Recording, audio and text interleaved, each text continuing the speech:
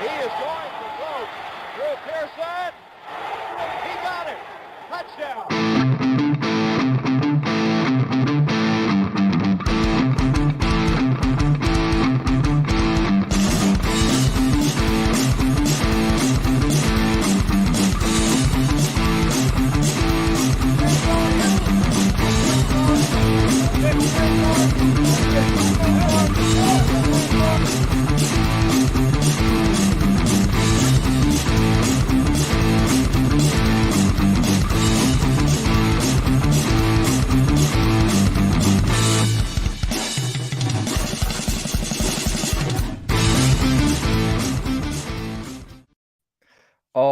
All right. Welcome into Now About Them Cowboys, episode number 1. This is a Toilets to Titles production.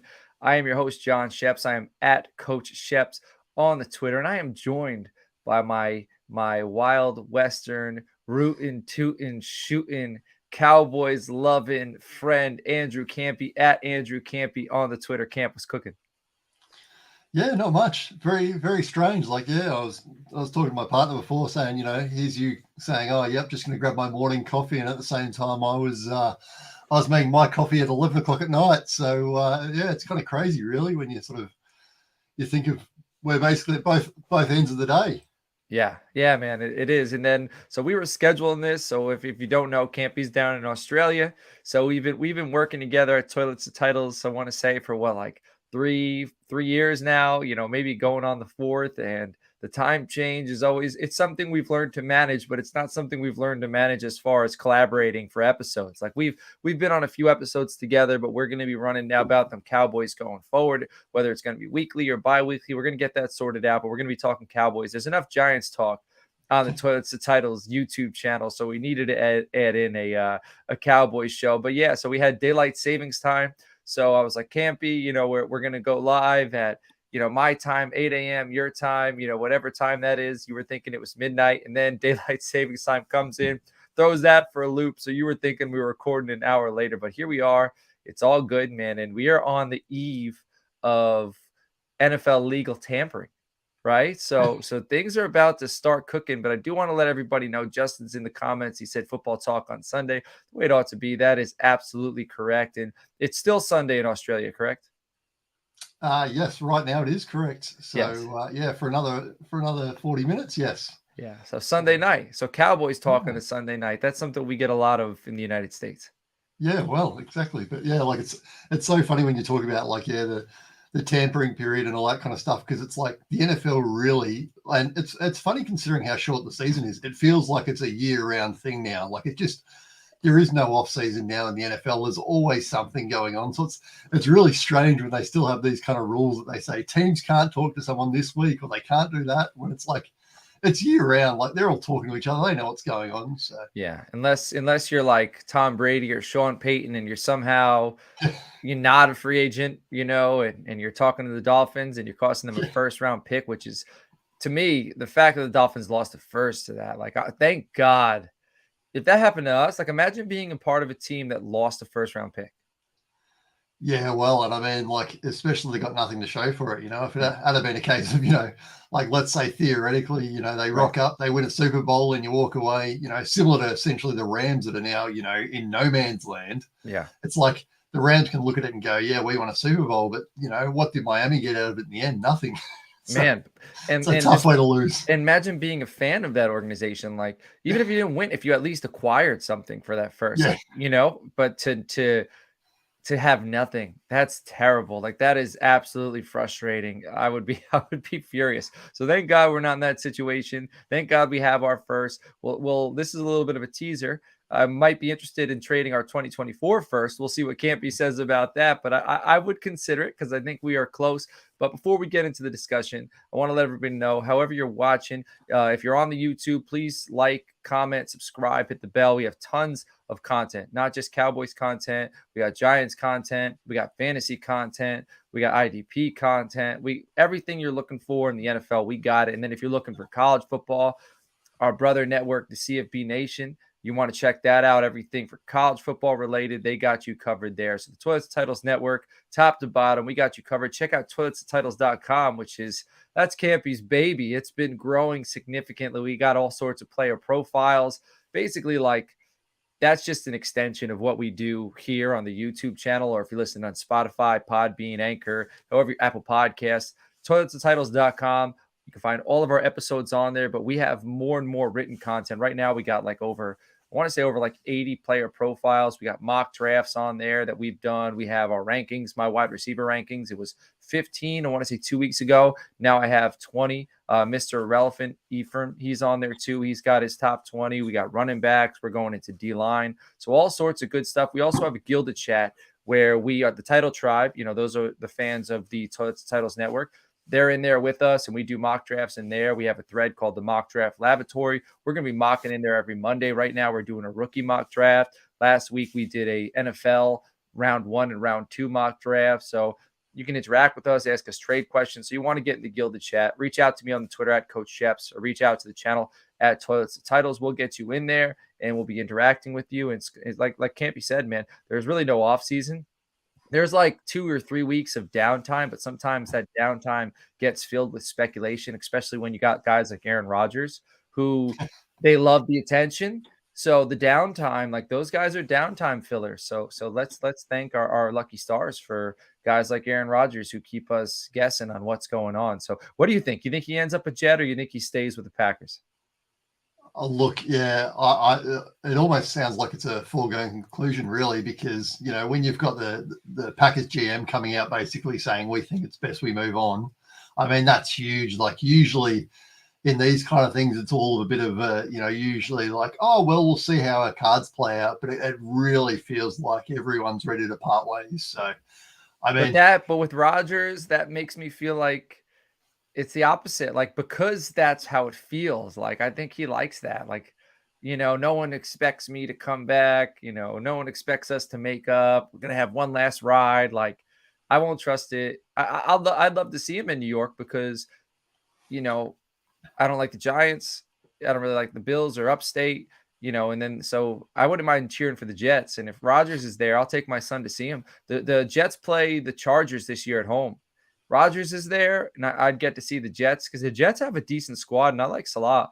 I like that defense. I like the weapons they have on offense. And supposedly Sauce Gardner was saying if the trade happens, like, there's going to be pieces. Like, it's not just going to be Rodgers. So the rumor is that Bakhtiari is going to come over. So maybe he'll help solidify that offensive line, help solidify and mentor some of these young athletes. But I'd love to see a Jets team with Aaron Rodgers face a Chargers team with Justin Herbert live, at the end of their careers.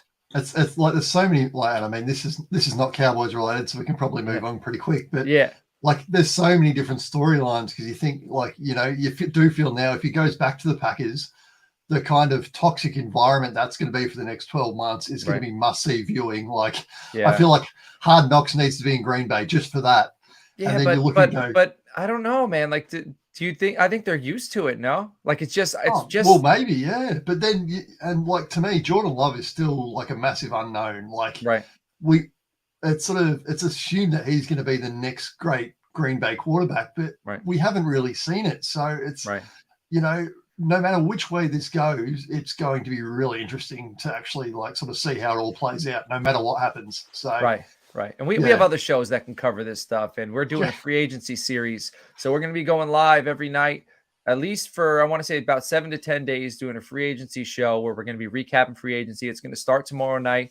I know Joe's going to be there. I know Dennis is going to be there. So we have a few guys who are going to be recapping free agency Tuesday night. That show isn't going to go live because Toilets and Titles goes live. And we're going to recap free agency live from that show. So stay tuned. Make sure you're subscribed again, because every night in the coming week, we're going to be recapping everything that's going on with free agency. And we're also going to be talking rumors, any trades that come up. But enough about all that. Let's talk about the Cowboys. 2022 season, Dallas Cowboys. They go into the year. They draft Tyler Smith.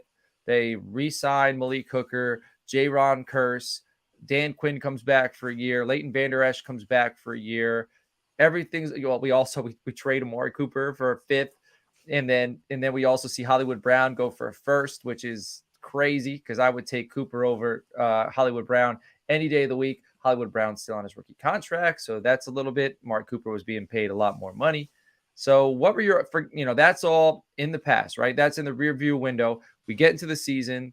What were your thoughts on the season, and how do you feel coming into the 2023, sorry. Yeah, well, it's really sort of interesting because, from a Cowboys point of view, you sort of look at it and you think we sort of got rid of Cooper because we sort of had this kind of concept of trying to save some salary, and then all of a sudden we move into this year and we've got no salary, and then all of a sudden they restructure a couple of contracts and now we've got salary. So it's like they also believed in Michael Gallup, that they picked Gallup over Cooper coming off an ACL. And we've sort of talked in depth about, from my point of view, getting rid of Cooper was probably not a massive, no from my point of view, but from my point of view, what they got for him was where the mistake was. They traded him at the wrong time. If they'd have waited a couple of weeks, then what they would have got for him would have been so much higher. So that's the frustrating bit there, is they just would have held their cards closer as well. Like, they let the whole world know they want nothing to do with Amari Cooper, which to me, it didn't make any sense. I just didn't understand it.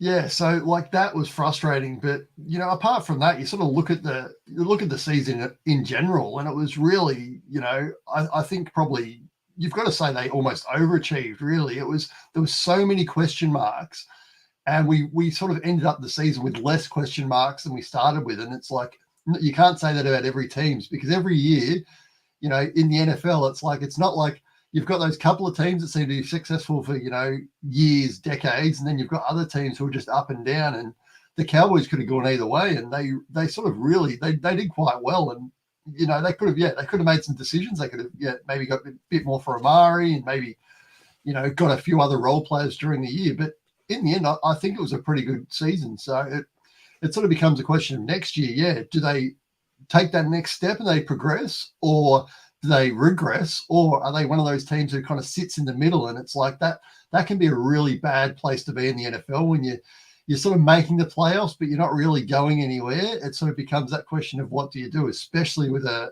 quarterback on a big salary.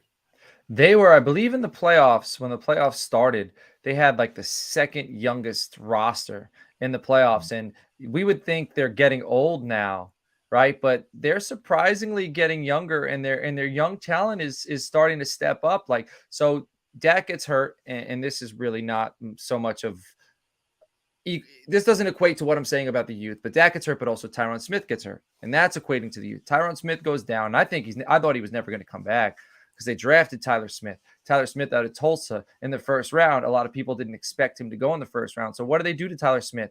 They practice him all off season, like, you're interior, you're playing guard. And then what, like 2 weeks before the year, they move him to tackle. So after this guy's a rookie, played at Tulsa, doesn't have experience at a big school, comes out and plays tackle very, very well.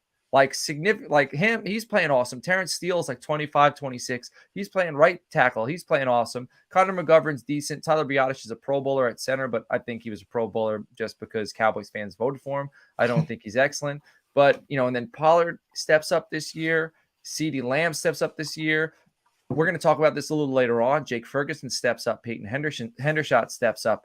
And then on the defensive side of the ball, Jordan Lewis and Anthony Brown go down. So these are things. So Dak going down is something. Tyron Smith going down, and then Anthony Brown later in the season, Jordan Lewis. These are all things that would make us think the Cowboys aren't going to do very well, and the overachieving. I was in California when they played the Bengals with Cooper Rush, and I was like, it's a loss. Like, we're going to struggle. Tyron's down, Dak's down. Did we win that game? Just the amount of games we won with Cooper Rush, like the overachieving. Deron Bland stepping up. Dude, we drafted him in the 5th or 6th round, and in the slot corner, he was one of the best corners in the league this year. So I think there are a lot of positives. Damone Clark, it'll be very this is all like free agency talk, so we'll get into what they do with Leighton Vander Esch. But there are a lot of positives, and like you said, now we need to take a step in the right direction, because I don't think Gallup is a 2. I think he's a 3. I think we need a 2. And I don't think Jalen Tolbert, we drafted him in the 3rd round. He didn't play at all.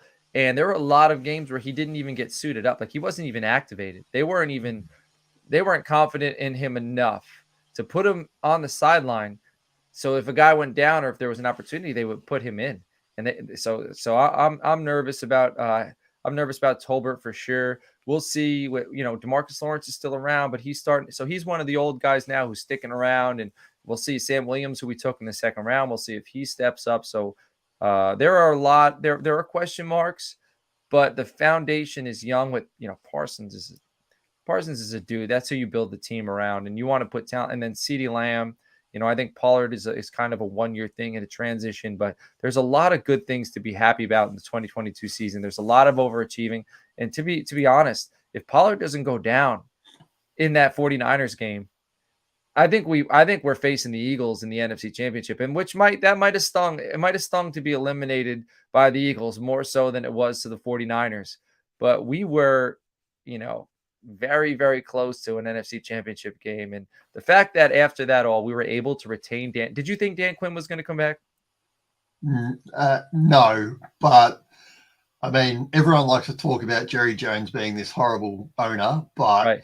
At a certain point too, he's got some really sort of strong positives, and that ability to get people and just convince them that, no, just hang around here, we'll give you a bit more money. Right. Is second to none. And so, yeah, it's like, I'm shocked that it sort of happened, but at the same time, I expected him to be gone. I wrote him off. I was looking into defensive coordinators, like who would they bring in? I wrote him off for sure. Yeah. And then Kellen Moore to the Chargers. How do you feel about that?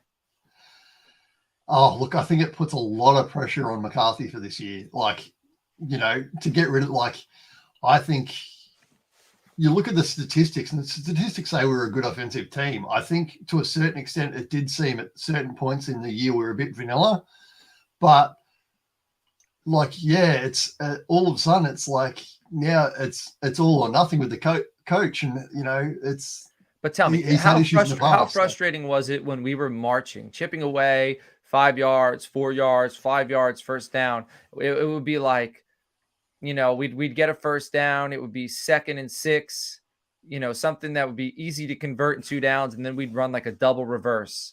And our wide receiver, who is not a running back, gets tackled 10 yards behind the line of scrimmage. And now it's 2nd and 16. That's something that happened him making I felt like Kellen Moore, when things were going well, overthought it quite often and put us in a position where now we had to make up for him overthinking it. So it's really funny because you were talking about before, how we're a young team, and it makes me think back to a few years ago when Van Der Esch came along and we thought, wow, that was amazing. And then, we had this other guy, Jalen Smith, who was this other linebacker, and we had these linebackers, and you thought these guys are going to be here for 10 years, 15 years and just dominate. And so they both sort of hit that point. And, Van Der Esch did take a bit of a jump last year, but they sort of both sort of hit that point and then didn't get better. And that's kind of what I feel like with Kellen Moore is it's like, does he have another gear? Is there somewhere else he's going to go? It sort of seemed to be, he was quite sort of, he tried to be creative, but he tried to be creative in a structured way. It's like, I'm going to be creative. So what I'm going to do is I'm going to do on this play, I'm going to do this creative play rather than sort of going with the flow of the game and deciding, in this situation, look, I can see what the defense is doing. This is what would be working well. And so I'm not sure he has that other gear, but I would have loved to see him. If he got it, it's going to be Justin Herbert that's going to help him unlock it. Well, exactly. So, I mean, I guess for him, it's going to be a huge year because you're probably going to find out, is he going to be a career offensive coordinator or is he going to be able to take that next step? You think if he goes and he does anything good with the Chargers, you think he's probably going to have a head coach conversation at some point. From a Cowboys point of view, though, I would have loved to hear some kind of, young up-and-coming coach come in as an offensive coordinator, even if he's not calling the plays. Just someone with some fresh idea and a fresh approach, because the concern with McCarthy has always been sort of that he's a bit old school, and you want to make sure that someone's got a fresh young voice in there, and I could be proven wrong. So he's got a Super Bowl ring, I don't. I hear that, but now if we go out and we acquire a star on defense, right, in the secondary, to go with Trayvon Diggs. And then we got Michael Parsons. Maybe some. We'll talk about that in a little bit. And then maybe So maybe like let's say we turn our defense from a top 6-7 defense to a top 3 defense, and they can and like they got swag and they're aggressive and they're getting after it and they're beating you up and they're letting up, let's say 14 to 17 points a game. Then I'm okay with going old school in offense. Then I'm okay with Dak driving the bus. I'm okay with us pounding it down your throat and then having the weapons to threaten you and scare you, but not necessarily having to put up 30 points a game. Dak limits his interceptions. Like, if we're going to go that way, we need to go that way. Like we need to, our defense isn't there yet.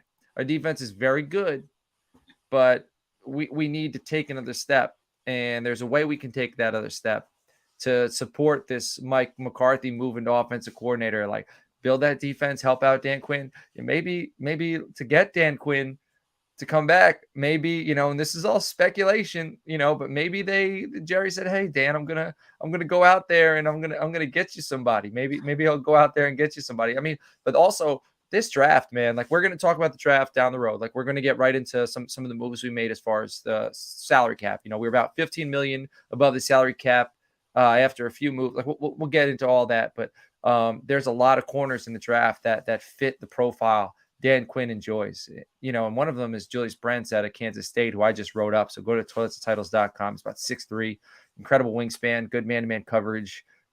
He's got some tools he needs to learn from a coach. Like he's just been getting by with being able to smother guys and being very, very quick. So there's a lot of corners if we don't go the route of a corner. But if we don't go the route of a corner via trade, maybe we go the route of acquiring an elite pass rusher to go opposite Micah Parsons to help out and try to eliminate some double teams. But anyway, so the Cowboys go into the offseason.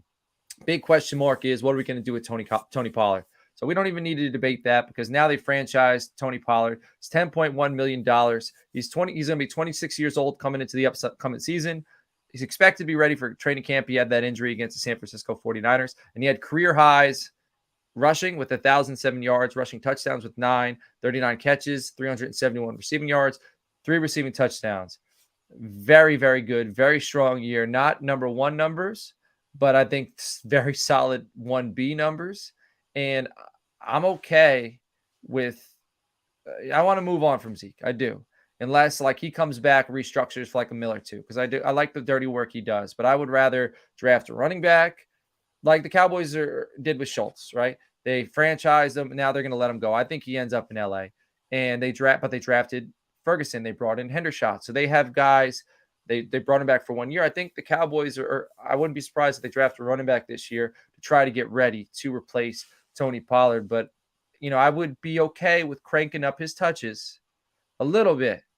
But I don't want to go too crazy because I don't know if he get me 1,200 yards in the ground. Get me 450 yards receiving. Those are great numbers. And then if we have another running back who maybe gets 800 yards in the ground, but a little more explosive and a little less predictable than what Zeke's been. So how do you feel about them bringing back Pollard? What are your expectations for him long term? Yeah, well, I mean, so you can sort of see my top sort of shows you that I do have a strong allegiance to a certain running back. But I think anyone who watched, I was kind of bullish on thinking he would have a sort of bounce back year this year. And look, sometimes it looked like he was running on concrete. It was just, he just doesn't have that burst anymore. And, he seems like a great locker room guy, but massive contract. So if he's back at all, you think it has to be on a massively reduced contract. The NFL is just not conducive to paying running backs anymore. It just seems to be that position that we've seen so many running backs come in who have been, 4th rounders, 5th rounders, come in and be able to do the job. And you sort of sit there and, especially the Cowboys now who are, at the moment, I think on the hook for 26 million or something for 2 running backs. Obviously that's going to change with Zeke, but with Pollard, it's really going to be kind of interesting because either he's going to do that, 1,200 and maybe he signs a sort of rough team-friendly deal next year, or it's crazy. He's going to be 26 this year, man. Yeah, and it's sort of one of those things you think, well, if he does happen to blow up, like let's say he has 1,800 yards for some, glamorous thing, then all of a sudden it becomes this question of, well, then do you re-sign him? And then it's like, well, signing a running back that's going to be, by the end of his deal up to 30 is just not really something that I would be looking at. So I'm happy for them to use him up this year. But the key thing is, they're a team that wants to be playing playoff football. So you've got to be careful. I mean, especially coming back from the injury, you kind of hope that they keep him fresh throughout the year. So get a rookie in there, get someone who's going to take some yards off him, and just, really sort of balance it out through the season, I think, is going to be the way to go. Now they've franchised him, he's going to be around. So make sure that he's playing good football at the end is my sort of hope. Yeah, and I feel like we were a team that used to wear you down with the running back. And now with Zeke, we had a team that had a running back that wore down. Like you would just see him wear down throughout the game and just no pop. So we need a running back, a young running back who is physical, aggressive, who we could throw in with Pollard and who could get better as the game goes on. Because that's when Zeke was at his best, was when third quarter, fourth quarter, we're a little bit ahead and we're running the ball. But, we had a very good line back then and we're starting to get back there. But you knew that we were running the ball and you couldn't stop us. That's demoralizing. And I hope we get back to that point. You can't stop us. And then on offense now, you're trailing, you're from behind, you're throwing, and now we're in your face. We're sacking the quarterback. So that's, I think, where we want to be next year. And I think we're very close. But again, there's a few moves we need to make. And speaking of moves, we Terrence Steele, we gave him a second round tender, which is $4.3 million, which isn't, incredibly high. I think that's good value. He's going to be 26 years old coming into the season as well. And so with the second round tender, other teams have up to April 21st to make a deal, make an offer. And then the Cowboys have a chance to match that offer, similar to Lamar Jackson, but just not as big of a tender. And if the Cowboys match it, they match it. If they don't match it, they're owed a second rounder from the other team. So Terrence Steele tore his ACL, right? Again, he's going to be 26. And after he left the season, I was looking up, I follow Bobby Belt. He's a Cowboys, big Cowboys analyst. The Cowboys, their run grade. So the Cowboys rush yards per attempt to the right side where Terrence Steele and Zach Martin plays dropped by 1.1 yards per carry on first down. And then that was over the final 4 weeks after he got hurt. On second down, it dropped 2.8 yards per carry. So that's significant. Like that's, these are like this guy, that's like 2.8 yards per carry. Like some people are happy with like 2.83 yards per carry, right? So I think, getting him back. And the thing about Terrence Steele was no one was high about him on him his first year or his second year, but the coaches loved him because he was a weight room warrior. He's the first guy in, first guy out. And now, like, I am not surprised at all, based upon knowing that about him, that he's ahead of schedule. They're saying with his ACL recovery, like, this dude is ahead of schedule. He's looking great. I don't think this is $4.3 million is not crazy. And then we're going to get into what happened with with Tyron Smith with the contract. I believe that he's working on a restructure, so we're going to keep him around. You got Tyler Smith, so now you got 3 tackles who can play. And I don't think Tyron Smith's going to be around forever, but at least going into the coming year, you should kind of expect Tyron to get hurt. And this isn't a knock on him as a person. This is just being practical. So then you're going to be able to have Terrence. You're going to be able to have Tyler. But why Tyron's there, that's gravy. You can put Tyler inside because I believe McGovern's gone. McGovern's a free agent. I don't think we're bringing him back. There are thoughts on drafting a guard in the first round, maybe in the second round. But this offensive line, for the most part, is intact. Having those bookends, we bring Terrence Steele back. And then one of the recent moves we just made, Zach Martin and Dak Prescott both restructured their contracts. So the Cowboys were about $15 million over the salary cap going into the weekend. This move for both of them flipped the switch. $30 million it freed up. So we went from $15 million over to about $15 million under. So Dak is entering the third year of his 4-year deal. Martin's entering the 5th year of his 6-year deal. And now I want to kind of move into moves now. Do you have anything to say about any of those moves? Terrence Steele, Zach Martin, Dak Prescott.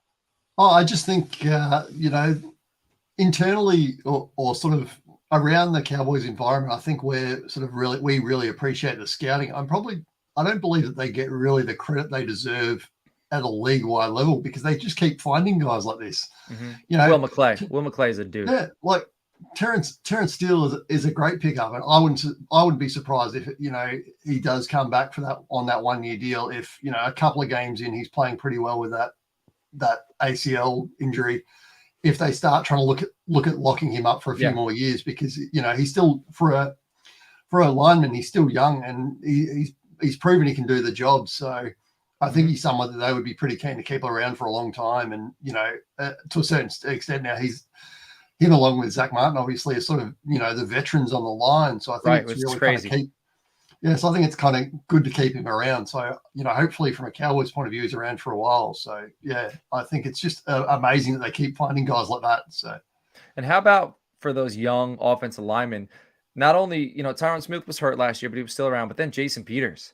So they, Terrence Steele, Tyler Smith, they were in a locker room with Jason Peters and Tyron Smith and Zach Martin for a year. Like think about the tutelage that those two young players got. And that's why another reason you want to invest in them, because I think that the best is ahead of both of them. So Dak Prescott, I talked about him restructuring his contract, but they're also discussing extending him.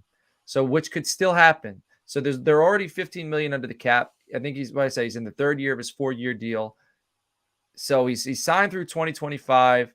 On February 28th, Stephen was quoted as saying, we've got to have a plan to ultimately extend Dak because they want to push some of that money down the road to free up even more cap space. On March 7th, Dak was asked about it, a contract extension. He was quoted as saying, 100%, I'm excited to be a Dallas Cowboy, always dreamed to be here. And now that I'm here, I don't expect to play for any other team. And now it's just about winning. That was the last thing he said. Now it's just about winning. To me, Dak has looked mortal. He has looked mortal. I think he knows that. He's getting close to 30.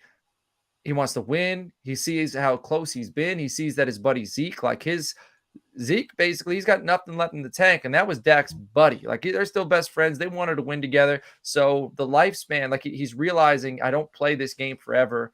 I'm hoping that they come to a contract extension. It's a little more cap-friendly on the basis that Dak expects the Cowboys to go out, put some weapons around him to help them win that. And so I see Nino in here. You said dealing to Dallas. That's a teaser, man. We got a few things coming down the pipe. We're going to talk about free agency, and that's one of the options. I would be very interested to see that. But anyway, so Dak, I'm hoping he frees up some more cap space. Now, Ezekiel Elliott, we discussed this as well. He's currently owed $16.7 million. That's 7.2% of the cap. The Cowboys have $26.7 million invested in a running back. That's more than 11% of the cap. That's the most money invested in the running back in the NFL. The next closest is San Francisco has 21.6. All right, so they're up there too, man. But we're $5 million ahead of them. That's $5 million. That's what we're paying Terrence Steele this year. That's another starter, right? So Zeke is no more guaranteed money in his contract. If the Cowboys cut Zeke today, it'll save them $4.8 million. If they designate him a post June 1st release, that saves them $10.9 million. That pays for Pollard. That's what they're paying Pollard this year. You let Zeke go post June 1st. That pays for Tony Pollard. I don't see how you can't do that, right? What do you think they'll do? Oh, look, yeah, I would suggest he's probably on his way out. It's one of those things. You sort of look at it as I said, it was like he was just running with concrete shoes on last year at certain points. It's just. Right. And you look at it and go, well, he's never been a phenomenal sort of pass catcher. And so you sort of wonder what's going to be his value to the team. And realistically, if you were going to sign him off the street, you're probably looking at sort of like a minimum deal kind of thing. You're not looking at paying him any sort of money at all. So no, as I said, seems like a great locker room guy, has been great for the team, but it's just, if they can restructure, but it's one of those interesting things too. We just talked about Zach Martin and Dak restructuring, at least to a certain extent. They're guys who you feel pretty confident with. The problem with guys like, Zeke's been restructured in the past as well. And the problem is it sort of kicks the can down the road where you get to that point now where it's like, well, if we do cut him, we're going to eat some money, but at the same time, if we're not getting, any value. Right. And he's taking up a roster spot, and it's preventing someone else from coming in and getting the experience. And that's beneficial. And that's money right there. You're earning money right then and there by having a player who's balling out. So I think he's just stopgap.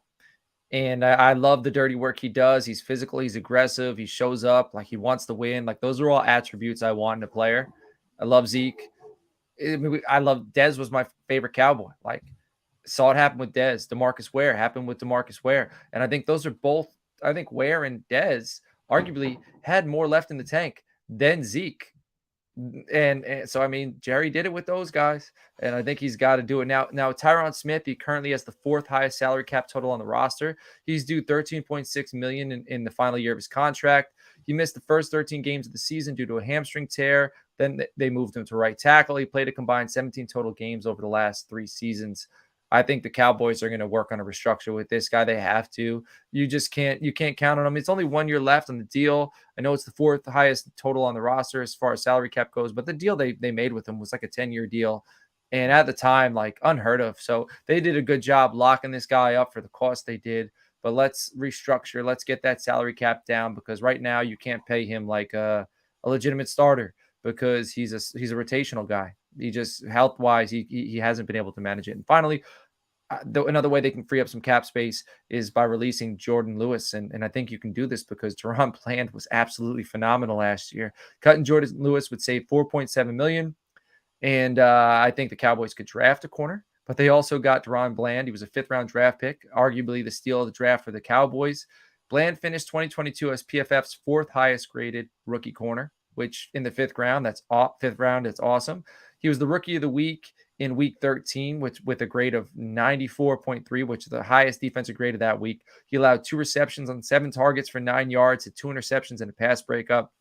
So this guy, like, he had some phenomenal weeks, and we could throw him in the slot. So we'll still need an outside corner, maybe even a number 1 outside corner, but we're good at CB2. I love Diggs, but to me, I would like to have a CB1 there. He could be our CB1. He has been our CB1, but I would like to have somebody who's a little more consistent than Trayvon Diggs, and likes to tackle the ball carrier. But I also think we're locked and loaded at the slot. I think we're good with Deron Bland, and Anthony Brown's a free agent. So we have a few guys that are big names that are going to test the market. We franchised Tony Pollard. So Donovan Wilson, I think that's huge, right? He's going to test the market. Cowboys drafted him, Texas A&M. He led the team with 101 total tackles and 5 sacks. You know, the Cowboys love to run that 3-headed monster in the secondary. Malik Hooker, J-Ron Kearse, Donovan Wilson. You know, so Kearse is going to be back. Hooker's going to be back. I think Dan Quinn's going to really want to bring back Donovan Wilson. We'll get into who he wants to bring back, but so Dalton Schultz, they're letting him test the market.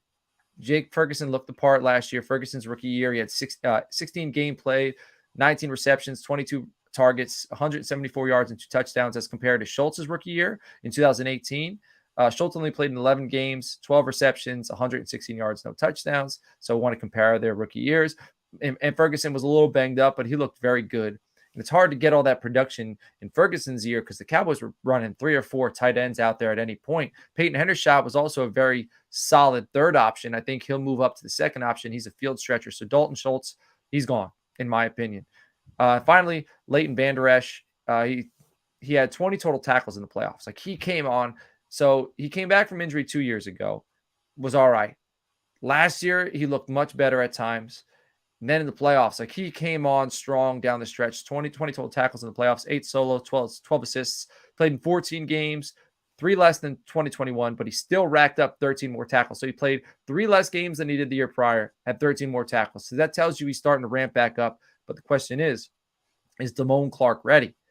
He had 0 total tackles in the playoffs, right? So it was Vander Esch's time to shine. But he played 10 total games, 47 tackles. Per PFF, he did not have any missed tackles in 2022. Never missed a tackle. He ranked 37th among 81 graded linebackers last year, which is the highest graded rookie linebacker from the 2022 class. So we didn't think we'd get anything from him with the injury, the neck injury. So of the guys testing the market, who do you think we should prioritize bringing back, and who would you prioritize bringing back?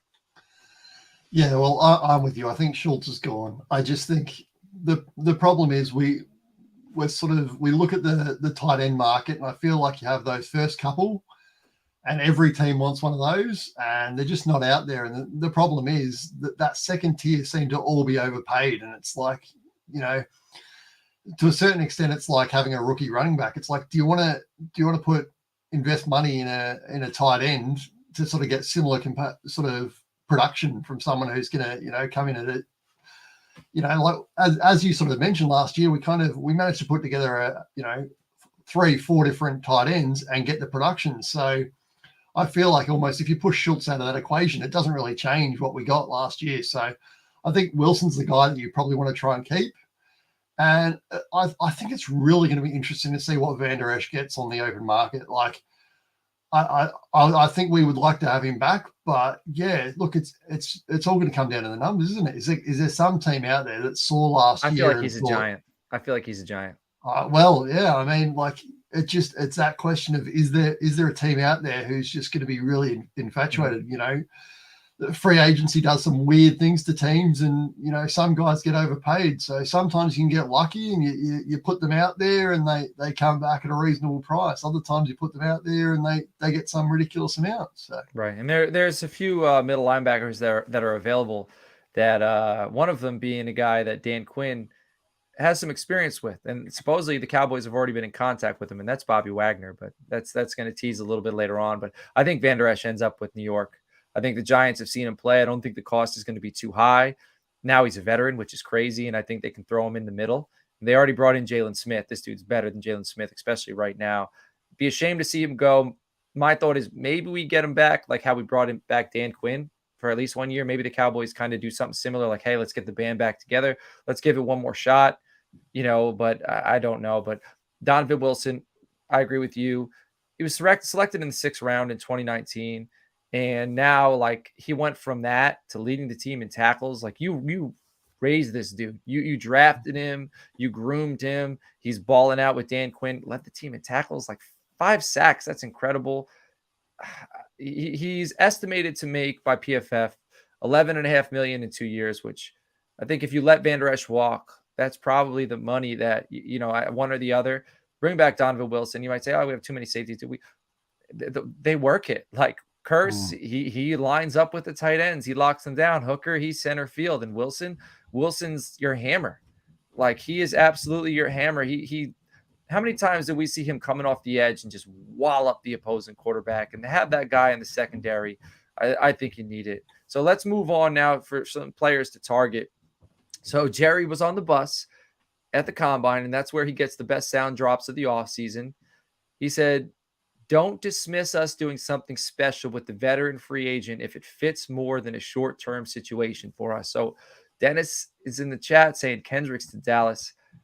I believe more so there are 2 linebackers that could fit what Dallas usually does. And it's not Kendricks isn't one of them. It's Bobby Wagner or Levante David. I think one of those 2, if any big name free agent linebacker comes here, I think it's one of those 2. Now, we know Bobby Wagner and Dan Quinn have a relationship. Bobby Wagner was kind of toying with the idea of coming to Dallas last year.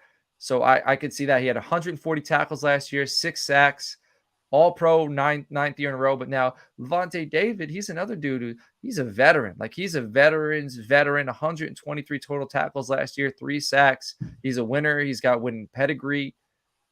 Of the 2, could you see any of them ended up in Dallas?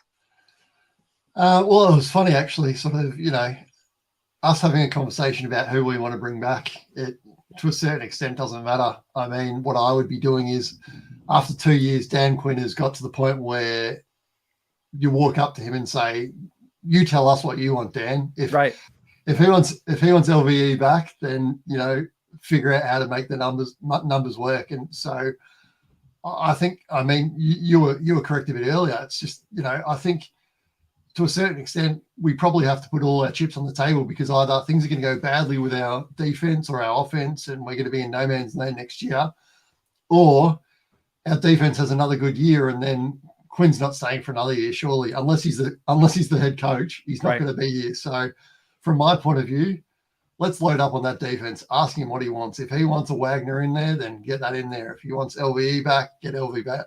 If he wants Wilson, get him in, and just let's figure out that defense. It's been pretty good for 2 years. If we can take it to that next level and really knock the top off, then let's do that. Yeah. And I think with Sean Payton gone, I think it's more so evident that if things don't work out with McCarthy, it's Dan Quinn. Dan Quinn will be the head coach of the Dallas Cowboys, likely next year unless the Cowboys make it to the NFC Championship game. That would be my proclamation. Like I believe that to be true. The Cowboys don't make it to the NFC Championship game. Dan Quinn, we'll be having this conversation on Now About Them Cowboys next year about what Dan Quinn wants to help build his first year as the head coach of the Dallas Cowboys. So Odell Beckham Jr. held his lead wide workout yesterday in Arizona. The Cowboys did not attend. It was the Panthers, Giants, Patriots, Rams, Cardinals, 49ers, Bills, Chiefs, Vikings, Browns, and Ravens. The Cowboys did enough of their homework. I don't think this means they're not interested. I think they're very interested. I think if he fits the price, they'd love to have him. And this is the shiny toy that Jerry can show off throughout the offseason to kind of distract people from the fact that the Cowboys haven't been in an NFC Championship game in God knows how long. So I think Jerry would love to do it. We saw Micah Parsons, Trayvon Diggs. We saw these young guys kind of wooing Odell Beckham last year. But when I saw that Odell Beckham workout, everyone was like, oh, this is incredible. This is incredible. My initial thought, remember when Dez was trying to earn a roster spot after the injury with New Orleans and like the workouts were great, but nobody was signing him. And, it reminds me of that, like a last ditch effort by an aging player to earn a roster spot, like no equipment on. He's running in shorts. Like it was like a combine workout, but those players that are in the combine working out, like they haven't peaked yet physically. They're still on their way up. This dude's doing that workout and he's on his way down. So I don't know. I would like to sign Odell Beckham. I don't know if I'm going to think it's anything incredible. I like Zay Flowers. We're going to talk about the draft next week. I like Zay Flowers. There's a few young wide receivers I'd like to see the Cowboys possibly draft. Josh Downs. So Odell Beckham's available. He had his workout, and then Adam Thielen gets released as well. So Adam Thielen works from the slot. CeeDee Lamb has played his best in the slot. We know we got Gallup on the outside. I think the Cowboys can rotate between Lamb and I like Thielen. If he's less expensive than Odell Beckham, I would be more interested in bringing in Adam Thielen because I think he could help teach and groom CD. I think he could work with Dak.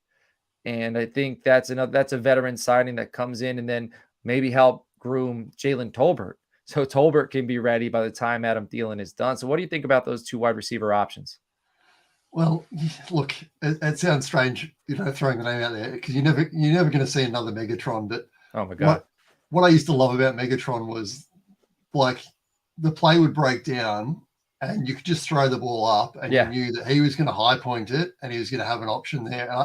I feel like to a certain extent we don't really see that much with CD, and so I would love to get a guy who just, if the play breaks down and you need to go high, there's, someone who's going to try and get to that point. And, it becomes a question of, how much athleticism does Odell have left? Now, someone like Thielen is probably not going to be that guy. He's going to be someone who's more, dealing with crisp routes and that kind of stuff. So it's really kind of, it depends what you really want for your flavor, doesn't it? So I guess it comes down to what the head coach wants. But yeah, from my point of view, I think we've got some guys who are pretty comfortable in our system. And then, with Tony Pollard back, we've got that sort of like out as well to sort of throw to him. But just someone with a bit of savviness and a bit of sort of spring or height to be able to just, when a play breaks down, go get that ball is someone that I want. And whether or not Odell can do that anymore is the $1 million question, isn't it? And the coaches and the teams would all know that. I mean, as you said, in this day and age, it doesn't matter. If you're not there, the Cowboys did so much work last year, and then they would know, everyone in the league talks. Everyone would know exactly how the tryout went and what was right and what wasn't, and did he look good in this? Did he look good in that? So I think they know exactly what they want. They're not going to not sign Odell because they weren't at the tryout. They will not sign him because they don't feel like he's a good fit. So, yeah. And I think with Adam Thielen, I think with Dalton Schultz gone, I think even obviously they play different positions, but they work a lot in the intermediate area of the field. I think Adam Thielen would come in right away and become the Dalton Schultz of the years past to Dak Prescott. Dak Prescott and him would click right away, and just the reliability of him being where he's supposed to be and also being open, and Dak being able to trust him to be there and get him the football. I think he would immediately step in and take those receptions. And then that would also give Ferguson and Hendershot, and if they draft a tight end, another year or so to up their game. So we'd see them go from 20 receptions to maybe 35, 40. So I think that would be excellent.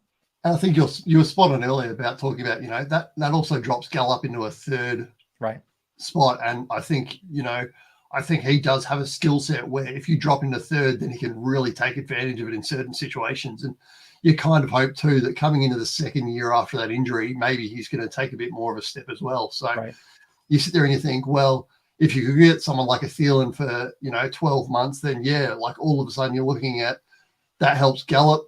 And then, as you said, potentially helps our tight ends as well. So all of a sudden you're sort of almost, upgrading sort of multiple positions with one pick. So, or one transaction. So, yeah. Well, speaking of transactions, we're going to wrap this thing up talking about trade possibilities. There's 2 wide receivers who are likely available. One of them we know about it. It's DeAndre Hopkins. Cost is a second round plus.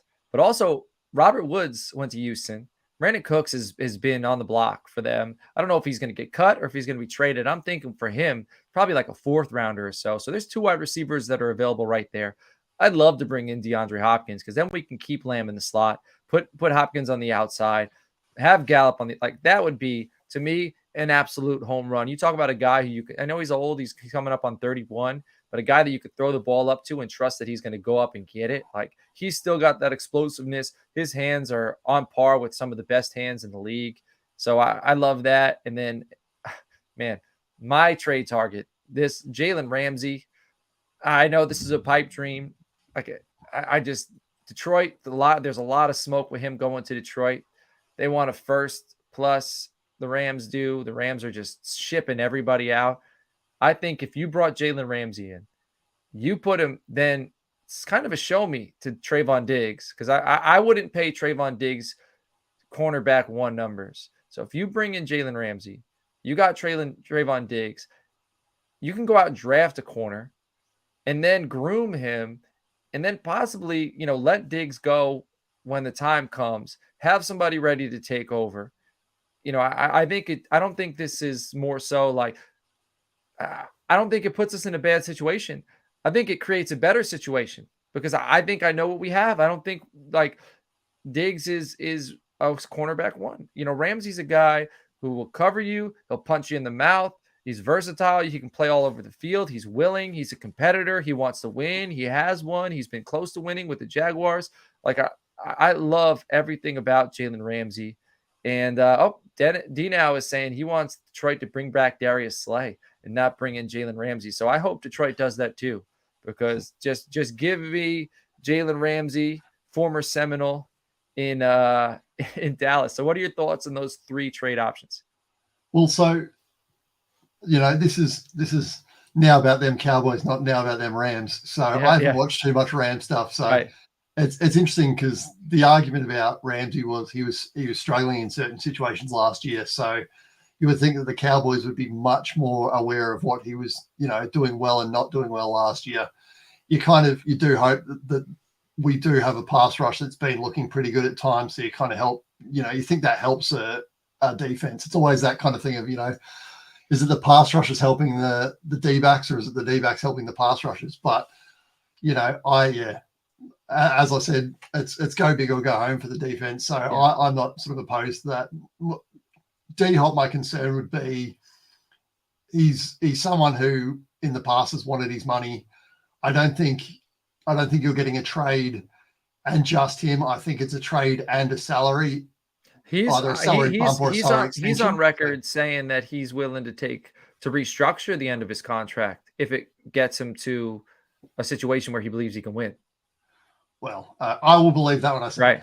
But you know, if that happens, then absolutely. I mean, money talks. So if we're talking about a big time extension financially as well as the pick, then I'm probably not so keen on it. But if it's just him, then I think, like to a certain extent, I think Dak, there was positive signs at the end of last year where he started to use his legs in situations that he needed to. And I think for pretty much it felt like almost 18 months, it felt like he was timid about doing too much on his legs. He was worried about it. And then he sort of seemed to get later in the year, he sort of got that confidence. But to a certain extent, too. I still feel like he's above average.